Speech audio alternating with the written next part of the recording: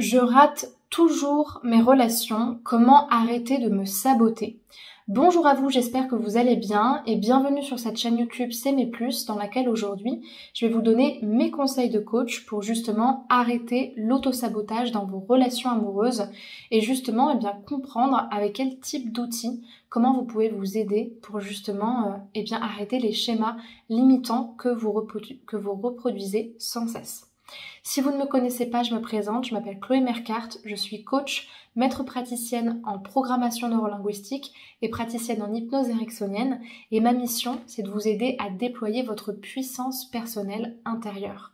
Pour moi, c'est particulièrement motivant et inspirant de voir des personnes être libres et de voir des personnes avoir le pouvoir de créer la vie qui les inspire vraiment. Et à mon sens, ça commence par renforcer son estime de soi et améliorer sa relation avec les autres. C'est pourquoi ici, je vous donne des outils pour vous libérer de la dépendance émotionnelle.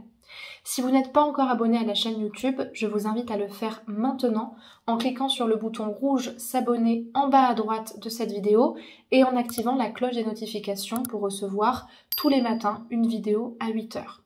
Sachez qu'une formation offerte est disponible pour vous. Elle s'intitule « Incarner la femme sensationnelle, lumineuse et unique qui l'épousera ».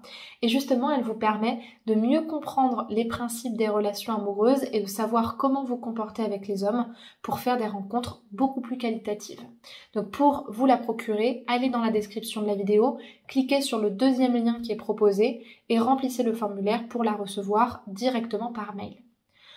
Quand on parle de sabotage, quand on parle de rater, et notamment d'auto-sabotage, il y a vraiment une notion d'intentionnalité et de quelque chose dont on n'aurait pas conscience et qui ferait foirer et qui ferait justement capoter les relations.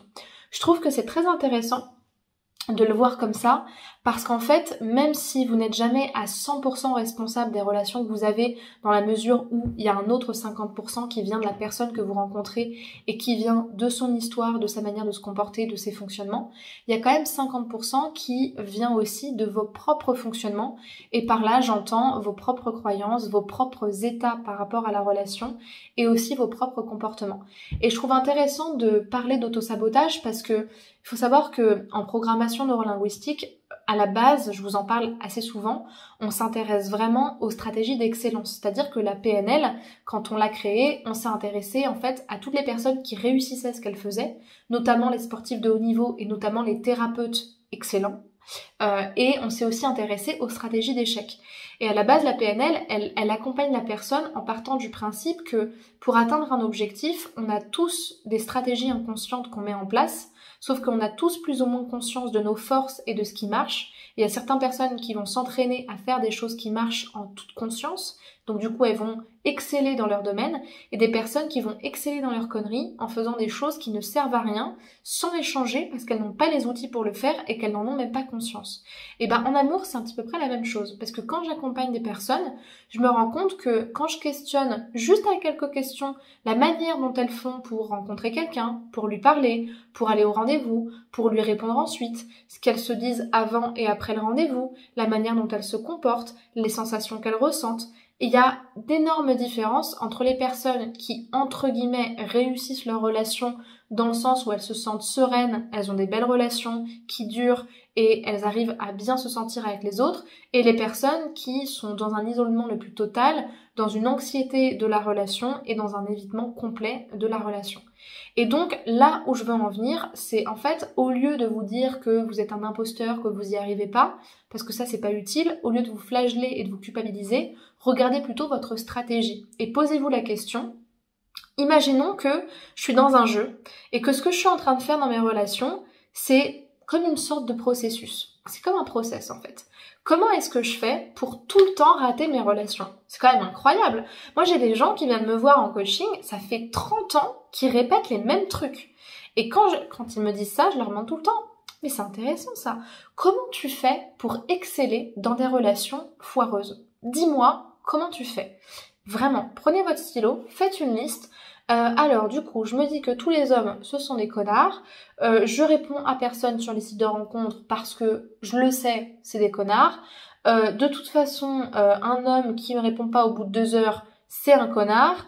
lui s'il fait ça, ça marche pas. Et puis en plus, si quand même il m'invite au restaurant, ouais mais en fait ça marche pas parce que pour telle raison, et patati, et patata, et patata, et patata. Et vous verrez, si vous le faites honnêtement, que quand vous analysez vos comportements, vos états, c'est-à-dire la manière dont vous vous sentez et vos croyances, il y a tout le temps un truc qui foire. Ne serait-ce que dans vos croyances limitantes, c'est sûr qu'il y a quelque chose à revoir, c'est clair et net. Parce que déjà, rien que le fait de dire que vous êtes le responsable et que vous ratez vos relations comme si vous étiez dans un jeu et qu'il fallait tout réussir, c'est déjà quelque chose qui est problématique et il y a de grandes chances que ça fasse aussi partie du problème.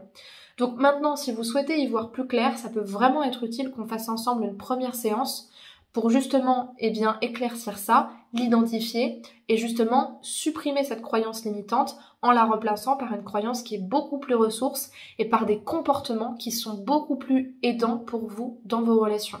Donc si vous souhaitez faire une séance avec moi, dans un premier temps, je vous invite à prendre contact avec moi pour qu'on se parle quand même et qu'on fasse connaissance. Et pour ce faire, vous allez aller dans le premier lien qui est proposé en description de cette vidéo, vous choisissez votre créneau et puis ensuite on parlera justement de votre problématique, de votre objectif et si c'est utile, on planifiera une première séance pour travailler à ce sujet. Pour les personnes qui veulent plutôt suivre une formation, notamment sur la dépendance affective, l'estime de soi, la séduction ou encore la rupture amoureuse, je vous laisse également regarder dans la description puisque vous allez trouver des liens qui vous présentent en fait ces différentes formations et qui vous permettent de les procurer si elles vous intéressent. Voilà, ces formations elles sont aussi à un budget qui est quand même réduit, donc pour les personnes qui veulent faire une première étape de changement, ça peut vraiment être intéressant.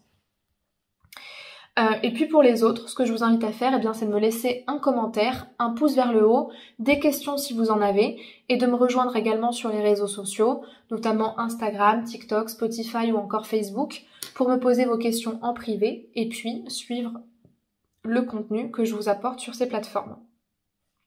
Je vous remercie pour cette attention, et puis je vous dis à demain pour une prochaine vidéo. Prenez bien soin de vous.